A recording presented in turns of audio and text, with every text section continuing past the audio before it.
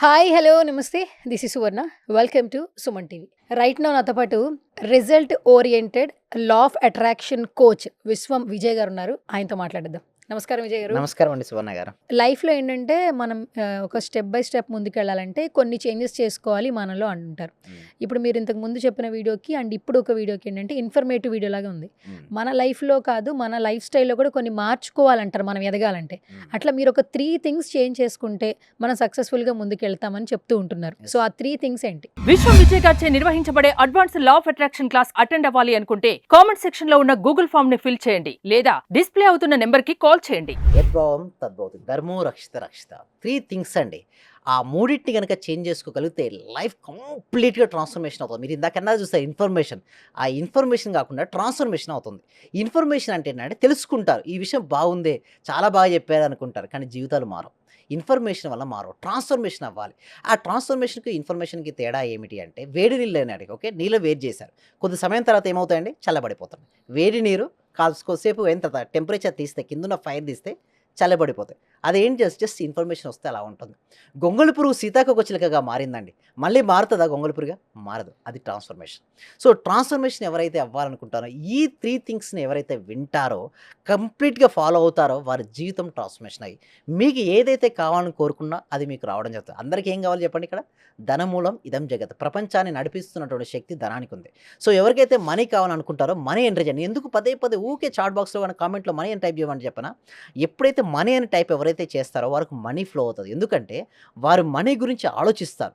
ఒక్కసారైనా మనీ గురించి ఆలోచించినా, పాజిటివ్‌గా మాట్లాడినా, పాజిటివ్‌గా విన్నా మనీ వస్తది. మనీ గురించి నెగెటివ్‌గా మాట్లాడినా, నెగెటివ్‌గా విన్నా మనీ మన నుంచి దూరం అయిపోద్ది. ఎందుకంటే పవర్ ఆఫ్ మనీ అండి. సో వీటన్నిటి సీక్రెట్స్ నేను తర్వాత మీకు రివీల్ చేస్తాను. అయితే ఇందాక మీరు 3 థింగ్స్ గురించి మనం మాట్లాడుకున్నాం. First thing is the beliefs అండి. అంటే నమ్మకాలు. Second is the behaviour. మీ యొక్క స్వభావాన్ని మార్చుకోవాల్సి ఉంటుంది. Third is a business. మీ యొక్క వ్యాపారాన్ని మార్చుకోవాలి. స్టెప్ బై స్టెప్ చూద్దామండి. Okay. First thing is a belief అండి. అంటే నమ్మకాలు.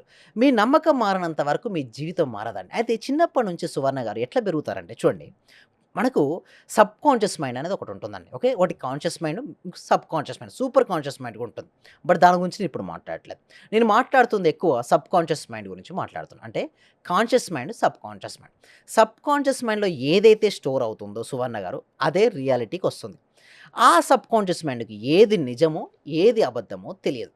అలాంటప్పుడు మీకు ఏదైతే నమ్మిస్తూ ఉంటామో అదే రియాలిటీకి వచ్చేస్తుంది. బిలీవ్ సిస్టమ్ దీన్నేమంటారంటే నమ్మకాలంటారండి. అయితే మనం చిన్నప్పటి నుంచి ఎలాంటి నమ్మకాలతో పుట్టి మనం పెరిగామో అవే నమ్మకాలు మన సబ్‌కాన్షియస్ మైండ్‌లో చేరుతాయి. ఎలాంటి అయితే చేరుతాయో వాటినే మనం నమ్ముతుంటాం.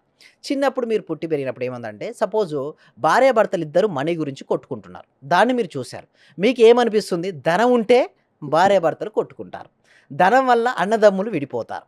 ధనం వల్ల అనేసి ఒక టైప్ ఆఫ్ నమ్మకం మీలో కలిగింది. లేదా ఎవరో ఒకరు మాట్లాడుకుంటుంటే మీరు విన్నారు. చిన్నప్పుడు ఏదైతే మనం వింటామో అదే ఒక నమ్మకంగా మారి అదే జీవితంగా మారిపోతుంది. లేదా మీరు స్కూల్‌కెళ్లారు. స్కూల్‌కెళ్తుంటే టీచర్ ఏమని చెప్తారు చెప్పండి సహజంగా? కష్టపడి చదవండి. మామూలుగా కష్టపడుతూ చదవండి, కష్టపడుతూ చదవండి, కష్టపడుతూ చదవండి. ఒకవేళ అది అయిపోయింది. మళ్ళీ కష్టపడుతూ చదువు బీటెక్. మళ్ళీ కష్టపడి చదువు డిగ్రీ. మ్యారేజ్ అయిపోయింది. ఏమంటారు? కష్టపడుతూ సంసారం చేయండి. అంటే ఇక్కడ చూస్తే మొత్తం కష్టం, కష్టం, కష్టం, కష్టం. ఎప్పుడైతే కష్టం, కష్టం ఏ వ్యక్తి అయితే ఎక్కువ సార్లు విన్నాడో తన జీవితం కష్టాల పాలైపోద్ది. ఇక్కడేంటంటే సింపుల్ అండి. పేరెంట్స్ అయినా, టీచర్స్ అయినా చెప్పాల్సిన ఫస్ట్ వర్డ్ ఏంటో తెలుసా? ఇష్టంగా ఇష్టపడుతూ చదవమని. ఎవరైతే సబ్జెక్ట్ ఇష్టపడితే ఎంతసేపు అంటే అంతసేపు చదవగలుగుతారు. ఎందుకు? అదొక ఆటలాగా చదివిస్తారు. మనీని సంపాదించడం కూడా ఎలాంటి ప్రోగ్రామింగ్ ఎయాలంటే ఇష్టపడుతూ సంపాదించు. ఇష్టపడుతూ వ్యాపారం చెయ్యి. ఫస్ట్ థింగ్ ఈజ్ ఏంటండి? Believe system. ఇష్టపడుతూ యాంకరింగ్ చేయి. ఎన్ని గంటలైనా చేయొచ్చండి. సింపుల్ అని అంటే ఒక కోచ్ ఎన్ని గంటలైనా నిలబడి మాట్లాడగలగాలంటే ఏదైతే చేస్తున్నాడో దాన్ని ఇష్టపడాలి. లేదా ఇష్టపడేది ఏదైతే చేస్తున్నారో దాన్ని చేస్తూ ఉండాలి. ఎవరైతే ఈ ప్రిన్సిపల్ ఫాలో అవుతారో వారి జీవితం మారిపోద్ది. అంటే సింపుల్ అండి. వారి నమ్మకాలు మారిపోతాయి. హ్మ్. ఎవరి నమ్మకాలైతే మారిపోతాయో వారి జీవితం మారిపోతుందండి. అయితే ఇక్కడ మన బిలీవ్ సిస్టమ్ ఎలా ఉంది మనీ పట్ల ఒకసారి చెక్ చేసుకుంటే మీ బ్యాంక్ బ్యాలెన్స్ ఒకసారి ఓపెన్ చేస్తే తెలిసిపోద్దండి.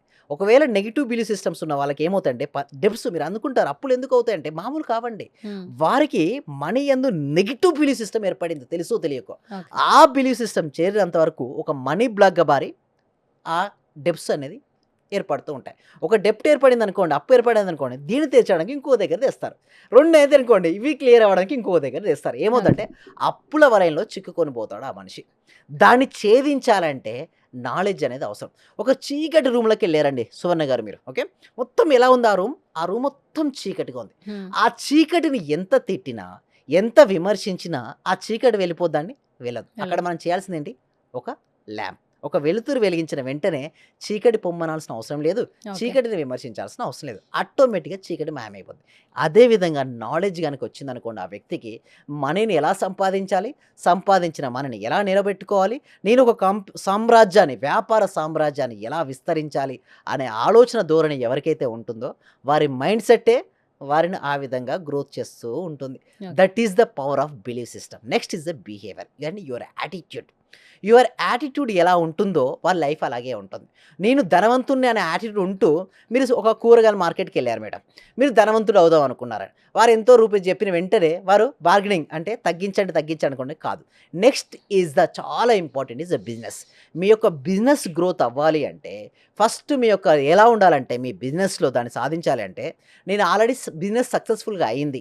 ఆ సక్సెస్‌ఫుల్‌గా బిజినెస్ అయినట్టుగా చూసుకోవాలండి. 3 థింగ్స్ ఇంపార్టెంట్ అండి. First is most important is the believe system.